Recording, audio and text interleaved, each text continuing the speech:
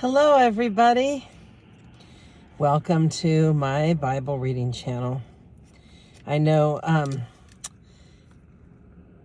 I don't really like to sit in my car, but it seems like this is a good place where I'm not distracted. And it's a rainy day, so I can't really go outside and find a beautiful place to sit. And I'd like to get my reading done earlier in the day. So here we are. And if you have your Bibles, today is February 8th. So let's turn to February 8th in the chronological Bible. And it's in Exodus 22, 16, 31, 14, 46, or 1280 BC. Social responsibility. If a man seduces a virgin who is not engaged to anyone and has sex with her, he must pay the customary bride price and marry her. But if her father refuses to let him marry her, the man must still pay him an amount equal to the bride price of a virgin. You must not allow a sorceress to live. Anyone who has sexual relations with an animal must certainly be put to death. Anyone who sacrifices to any god other than the Lord must be destroyed. You must not mistreat or oppress foreigners in any way. Remember, you yourselves were once foreigners in the land of Egypt. You must not exploit a widow or an orphan. If you exploit them in any way and they cry out to me, then I will certainly hear their cry. My anger will blaze against you, and I will kill you with the sword. Then your wives will be widows, and your children fatherless. If you lend money to any of my people who are in need, do not charge interest as a money lender would. If you take your neighbor's cloak as security for a loan, you must return it before sunset. This coat may be the only blanket your neighbor has. How can a person sleep without it? If you do not return it, and your neighbor cries out to me for help, then I will hear, for I am merciful. Oh, I just heard thunder. We have thunder and lightning going on. Wow. You must not dishonor God or curse any of your rulers. You must not hold anything back when you give me offerings from your crops and your wine. You must give me your firstborn sons. You must also give me the firstborn of your cattle, sheep, and goats. But leave the newborn animal with its mother for 7 days, then give it to me on the 8th day. You must be my holy people. Therefore, do not eat any animal that has been torn up and killed by wild animals. Throw it to the dogs. A call for justice. Exodus 23, 1 through 13. I like this one. It says, you must not pass along false rumors. You must not cooperate with evil people by lying on the witness stand. You must not follow the crowd in doing wrong. When you are called to testify in a dispute, do not be swayed by the crowd to twist justice, and do not slant your testimony in favor of a person just because that person is poor. If you come upon your enemy's ox or donkey that has strayed away, take it back to its owner. If you see that the donkey of someone who hates you has collapsed under its load, do not walk by. Instead, stop and help. In a lawsuit, you must not deny justice to the poor. Be sure never to charge anyone falsely with evil. Never sentence an innocent or blameless person to death, for I never declare a guilty person to be innocent. Take no bribes, for a bribe makes you ignore something that you clearly see. A bribe makes even a righteous person twist the truth. That is true.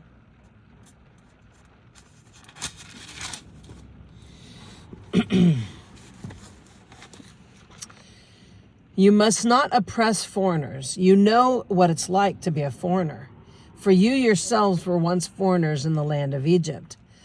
Plant and harvest your crops for 6 years, but let the land be renewed and lie uncultivated during the 7th year. Then let the poor among you harvest whatever grows on its own. Leave the rest for the wild animals to eat. The same applies to your vineyards and olive groves. You have 6 days each week for your ordinary work, but on the 7th day you must stop working. This gives your ox and your donkey a chance to rest. It also allows your slaves and foreigners living among you to be refreshed. Pay close attention to all my instructions. You must not call on the name of any other gods. Do not even speak their names. Okay. 3 annual festivals, Exodus 23:14-19. Each year you must celebrate 3 festivals in my honor. First, celebrate the festival of unleavened bread. For 7 days the bread you eat must be made without yeast, just as I commanded you. Celebrate this festival annually at the appointed time in early spring in the month of Abab, for that is the anniversary of your departure from Egypt. No one may appear before me without an offering. Second, celebrate the festival of harvest, when you bring me the first crops of your harvest. Finally, celebrate the festival of the final harvest at the end of the harvest season, when you have harvested all the crops from your fields. At these 3 times each year, every man in Israel must appear before the sovereign, the Lord. You must not offer the blood of my sacrificial offerings together with any baked goods containing yeast, and do not leave the fat from the festival offerings until the next morning. As you harvest your crops, bring the very best of the first harvest to the house of the Lord your God. And you must not cook a young goat in its mother's milk. Okay. A promise of the Lord's presence, Exodus 23:20-33. See, I am sending an angel before you to protect you on your journey and lead you safely to the place I have prepared for you. Pay close attention to him and obey his instructions. Do not rebel against him, for he is my representative, and he will not forgive your rebellion. But if you are careful to obey him, following all my instructions, then I will be an enemy to your enemies, and I will oppose those who oppose you. For my angel will go before you and bring you into the land of the Amorites, Hittites, Perizzites, Canaanites, Hivites, and Jebusites, so that you may live there. And I will destroy them completely. You must not worship the gods of these nations or serve them in any way or imitate their evil practices. Instead, you must utterly destroy them and smash their sacred pillars.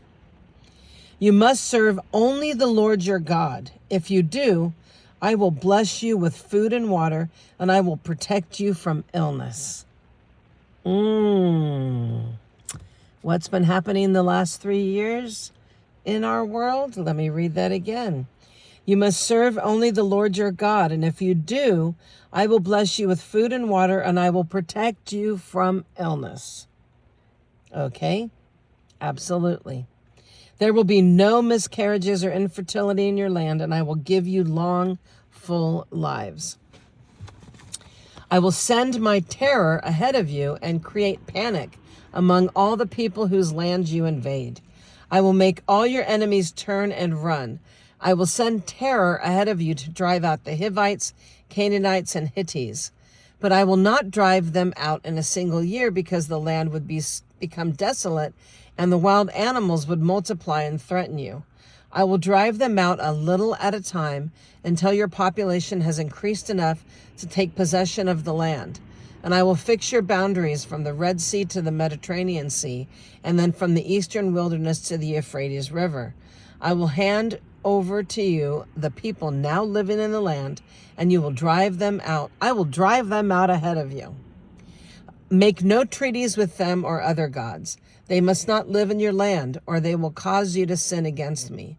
If you serve their gods, you will be caught in the trap of adultery.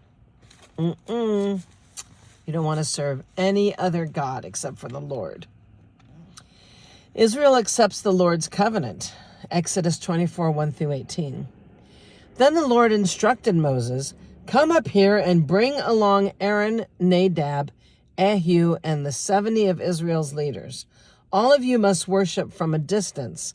Only Moses is allowed to come near to the Lord. The others must not come near, and none of the other people are allowed to climb up the mountain with him." Then Moses went down to the people and repeated all the instructions and regulations the Lord had given him. All the people answered with one voice, "We will do everything the Lord has commanded."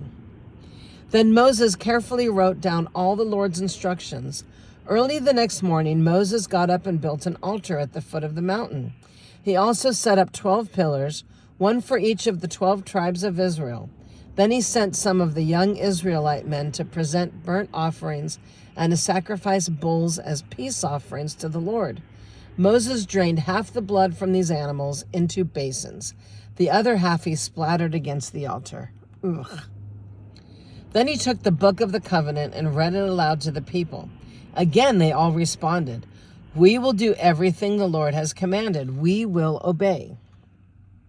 Then Moses took the blood from the basins and splattered it all over the people, declaring, "Look, this blood confirms the covenant the Lord has made with you and given you these instructions." Then Moses, Aaron, Nadab, Abihu, and the 70 elders of Israel climbed up the mountain. There they saw the God of Israel. Under his feet there seemed to be a surface of brilliant blue lapis lazuli as clear as the sky itself. And through these nobles of Israel gazed upon God. He did not destroy them. In fact, they ate a covenant meal, eating and drinking in his presence. Then the Lord said to Moses, "Come up to me on the mountain, stay there, and I will give you the tablets of stone on which I have inscribed the instructions and commands so you can teach the people." So Moses and his assistant Joshua set out, and Moses climbed up the mountain of God. Moses told the elders, "Stay here and wait for us until we come back. Aaron and Hur are with you. If anybody has a dispute while I am gone, consult with them." Wow. Can you imagine? That just sounds amazing. Then Moses climbed up the mountain, and the cloud covered it. And the glory of the Lord settled down on Mount Sinai, and the cloud covered it for 6 days. On the 7th day, the Lord called to Moses from inside the cloud. To the Israelites at the foot of the mountain, the glory of the Lord appeared at the summit like a consuming fire. Then Moses disappeared into the cloud as he climbed higher up the mountain. He remained on the mountain 40 days and 40 nights. Wow. 40 seems to be a significant number in the Bible. You know, the Lord fasted for 40 days and 40 nights, and Moses was up on the mountain for 40 days and 40 nights. It just seems to be a very significant number. So, wow, with that being said, thank you for joining me, and I hope that that today's word blessed you. And certainly, you don't want to worship other gods. Definitely. Only worship the Lord. So, I hope you have a wonderful day, and